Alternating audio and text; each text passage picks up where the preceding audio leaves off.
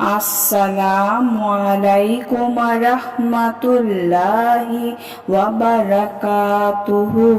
সুপ্রিয় সম্মানিত দর্শক ও শ্রোতা, আশা করি আপনারা নিশ্চয়ই আল্লাহর রহমতে সকলেই ভালো আছেন।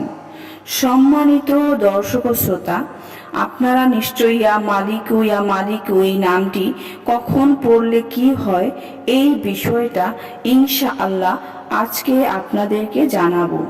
অনেক বেশি উপকৃত হবেন ইনশাআল্লাহ। ইয়া মালিকু সুবহানু তাআলার গুরুত্বপূর্ণ অন্যতম একটি জালালি নাম। ইয়া মালিকু শব্দের অর্থ হলো হে অধিপতি। সম্মানিত দর্শক ও শ্রোতা, আল্লাহ পাকের ৯৯টি নাম রয়েছে। প্রত্যেকটি নামেরই আলাদা আলাদা ফজিলত রয়েছে।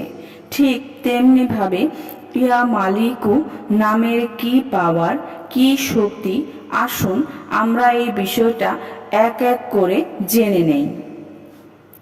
১ নম্বর আমল, যেটা ইয়া মালিকু ইসিমটি যে ব্যক্তি প্রত্যহ সূর্য উদয়ের সময় অর্থাৎ সকাল বেলায় ১০০ বার ইয়া মালিকু জিকির করে পরের দিন সকাল হওয়ার আগ পর্যন্ত কোনো উড়ন্ত বিপদ যেমন কলেরা, বসন্ত, মহামারী রোগ আসে না এবং নিরাপদ থাকবে, অর্থাৎ রোগ ব্যাধি থেকে সে নিরাপদে থাকবে।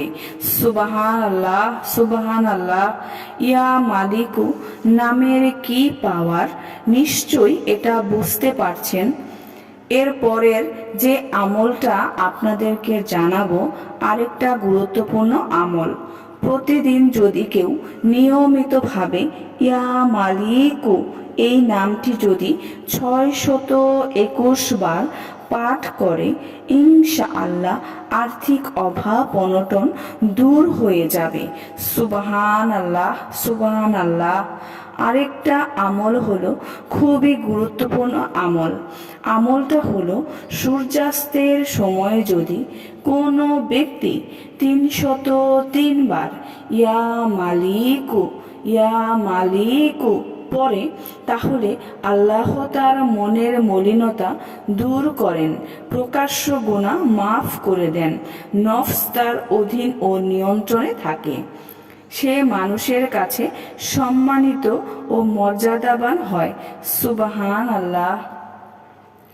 সম্মানিত দর্শক ও শ্রোতা, আরেকটি আমল যেটা জেনে রাখা প্রয়োজন।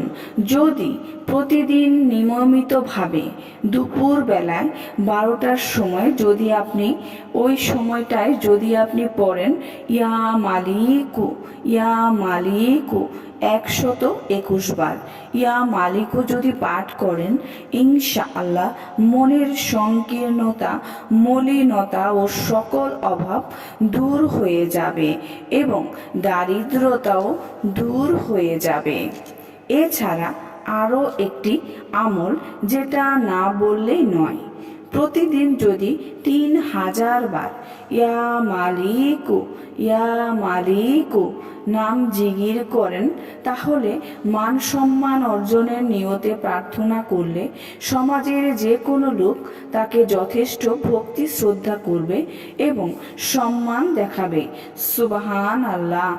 আমলে কোরআনী গ্রন্থে এসেছে যে দুপুরের সময় দ্বীপ প্রহরের সময় ১২০ বার প্রতিদিন যদি ইয়া মালিকু পাঠ করে, অন্তর পরিষ্কার হয় ও মনের দুর্বলতা দূর হয়ে যাবে।